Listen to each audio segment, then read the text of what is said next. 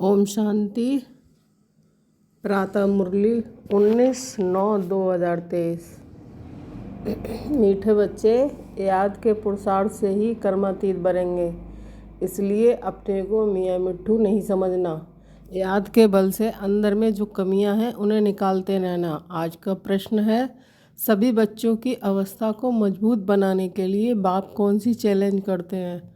उत्तर है, बच्चे भोजन बनाते हुए पूरा समय याद में रहकर दिखाओ। ये बाप बच्चों को चैलेंज करते हैं। शिव बाबा की याद में भोजन बनाएंगे तो ताकत बढ़ जाएगी, अवस्था बहुत अच्छी हो जाएगी, परंतु बच्चे भूल जाते हैं। इसके लिए 1-2 को याद दिलाने का पुरुषार्थ करो।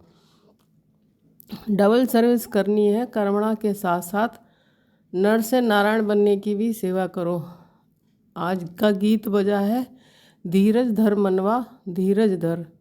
ओम शांति। ये किसने कहा और किसको कहा? बाप बैठ बच्चों को समझाते हैं। भक्ति मार्ग में ये गाया जाता है, जब परम पिता परमात्मा आते हैं वही आकर धीरज देते हैं और कोई मनुष्य धीरज दे नहीं सकता। तुम जानते हो अब सुख के दिन आएंगे। बाप आए हैं सुखधाम ले चलने, ये है दुखधाम। ये सब भक्ति मार्ग के गीत हैं। यहाँ तो बाप सम्मुख बैठे हैं, बच्चों को कुछ कहने की दरकार नहीं है। बच्चे जानते हैं कि हमारे सुख के दिन आ रहे हैं और हम सुख की राजधानी स्वयं श्रीमत पर स्थापन कर रहे हैं। डिवाइन मत पर चल रहे हैं। एक होती है डिवाइन मत, दूसरी होती है अनडिवाइन मत। डिवाइन मत एक ही होती है जिसे श्रीमत कहा जाता है। अनडिवाइन मत माना आसुरी पतित मत, डिवाइन मत माना देवी पावन मत।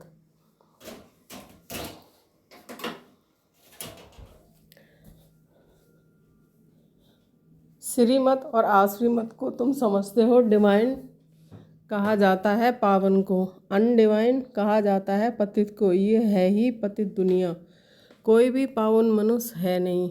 पावन मत देने वाला एक ही पतित पावन बाप है, उनको सब याद करते हैं। पावन सृष्टि सतयुग को, पतित सृष्टि कलयुग को कहा जाता है। यहाँ सब हैं ही अनडिवाइन।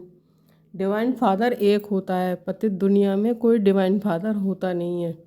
ये संगम का युग है। ये युग तुम्हारे लिए है, दुनिया के लिए नहीं है। दुनिया तो समझती है संगम युग आने में बहुत वर्ष पड़े हैं। बाप आते ही हैं पतित कलयुग को पावन सतयुग बनाने। ऐसे तो वे कुमार और कुमारियाँ भी डिवाइन पावन हैं, परंतु फिर पतित जरूर बनना है, विकार से जन्म लेते हैं। इसलिए इस विकारी दुनिया में कोई डिवाइन नहीं होते हैं। डिवाइन निर्विकारी दुनिया को कहा जाता है। निर्विकारी होते हैं निर्विकारी दुनिया में, वह है ही 22 संपूर्ण निर्विकारी दुनिया। जबकि संपूर्ण निर्विकारी दुनिया तो संपूर्ण दुनिया विकारी दुनिया भी होगी। यह है संपूर्ण अनडिवाइन दुनिया। संपूर्ण डिवाइन दुनिया सतयुग को कहा जाता है। अब तुम बच्चों को डिवाइन फादर ने धैर्यवत बनाया है। डिवाइन जीव आत्मा कहा जाता है। सिर्फ आत्मा को डिवाइन नहीं कह सकते हैं। आत्माएं तो निराकारी दुनिया में रहती हैं, मनुष्य डिवाइन होते हैं पवित्र दुनिया में। यह है ही अपवित्र दुनिया। अपवित्र दुनिया को पवित्र दुनिया बनाना, ये निराकार डिवाइन फादर का ही काम है। तुम बच्चों को अब धीरज मिलता है। बच्चे, अब सतयुग आ रहा है। सुखधाम स्थापन करने में समय तो लगता है, फट से तो दुखधाम विनाश हो, सुखधाम स्थापन हो नहीं जाएगा। तुमको भी देखो कितना टाइम लगा है। पतित सृष्टि कितनी बड़ी है। तुम भी जब लायक बनो ना, तुम खुद ही कहेंगे कि हम अभी स्वर्ग में जाने के लिए पूरे लायक नहीं बने हैं। पूरे लायक बन जाएं, फिर तो कर्मातीत अवस्था हो जाए, परंतु देह अभिमान भौतों में होने के कारण समझते हैं कि हम तो संपूर्ण बन गए हैं, हमको श्रीमत की दरकार ही नहीं है, इसलिए याद नहीं करते हैं। बाप की याद से ही तो श्रेष्ठ बनेंगे। कोई कह ना सके कि हम निरंतर बाप को याद करते हैं। अंदर में कोई ये ना समझे कि हम तो निरंतर याद में रहते हैं। याद में रहते रहें तो बाकी क्या चाहिए। सारा दिन भी कोई याद में रहे तो कर्मातीत अवस्था हो जाए। बड़ा मुश्किल है बाबा की याद में रहना। तुम पुरुषार्थ कर रहे हो सुखधाम में राजभाग लेने के लिए। अपने को देखना है, अगर हमारे में बहुत विकार हैं, कमियां हैं, तो हम इतना उच्च पद पा नहीं सकेंगे, निरंतर याद की दौड़ी लगा नहीं सकेंगे। अपने को मियाँ मिट्ठू नहीं समझना कि मैं तो संपूर्ण हूँ। संपूर्ण होते ही हैं शिवालय सतयुग में। सारा भारत शिवालय बन जाता है, लक्ष्मी नारायण का राज्य चलता है। मंदिर में राज तो नहीं करते हैं ना, शिवालय सतयुग में सब देवी देवताएं राज्य करते हैं। फिर पूजा के लिए मुख्य लक्ष्मी नारायण का चित्र बनाए उनका मंदिर बनाते हैं। पहले नंबर वाले की ही पूजा होती है, अभी उनके जड़ मंदिर हैं। चेतन में जब राज्य करते हैं तो विश्व के मालिक हैं, भल हैं भारत में ही, परंतु हैं तो विश्व के मालिक ना, और कोई राजाई ही नहीं। हम अभी फिर से अपना डिवाइन राज स्थापन कर रहे हैं। पावन दुनिया में आने के लिए पहले ज़रूर पावन बनना पड़े, मेहनत लगती है। जहाँ तक जीना है याद में रहना है, और ज्ञान की वर्षा तो होती ही रहती है। भिन्न भिन्न प्रकार से समझाया जाता है। वास्तव में लक्ष्मी नारायण के सिवाय डिवाइन अथवा पवित्र किसको कह नहीं सकते।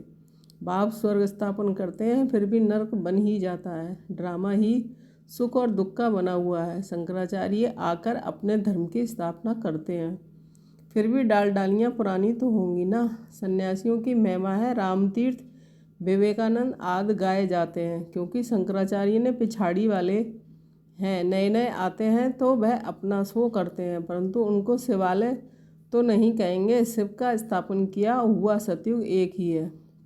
मनुष्य इन बातों को बिल्कुल नहीं जानते।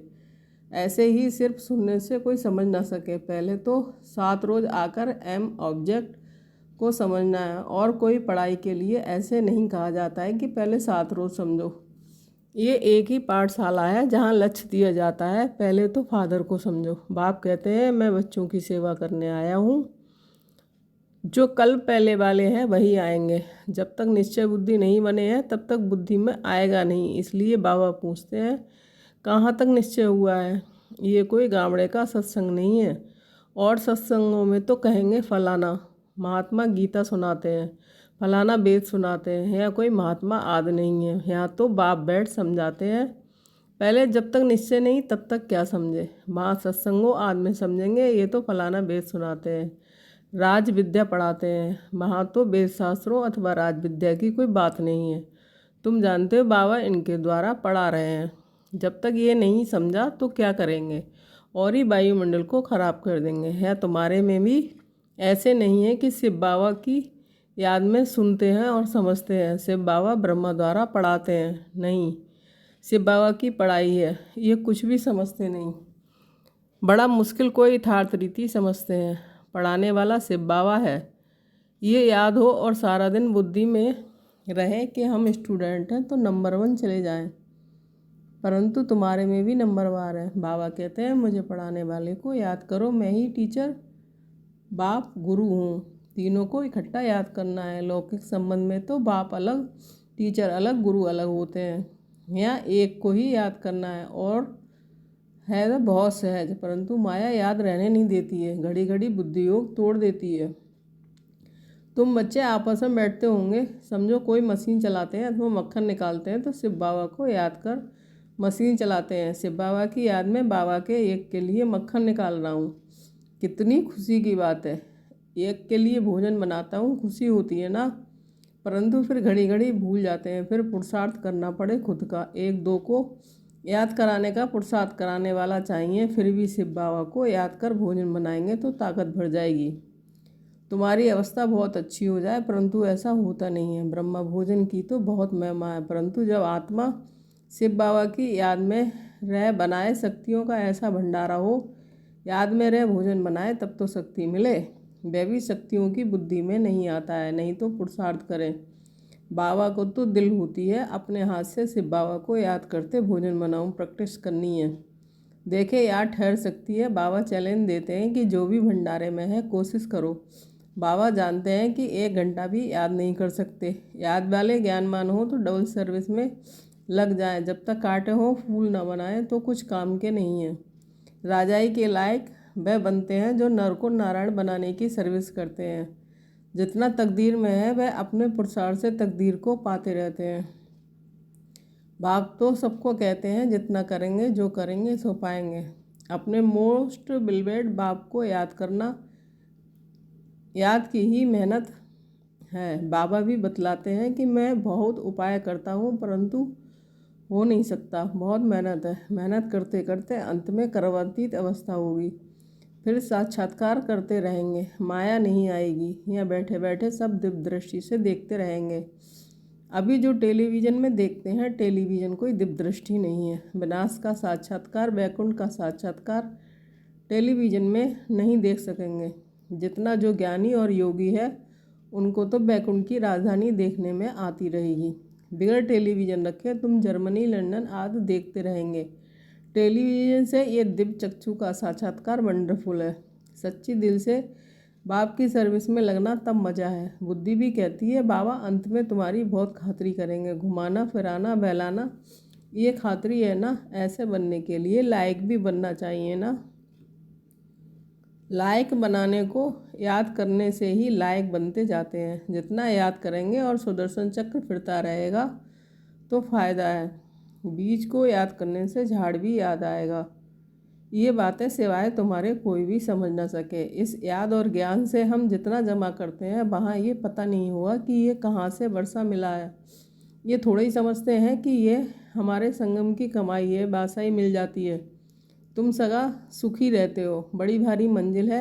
अभी तुम डिवाइन बनते हो, सारी दुनिया अनडिवाइन है। तुम मनुष्य से देवता डिवाइन बन रहे हो। मनुष्य को देवता बनाने वाला एक ही गॉड फादर है।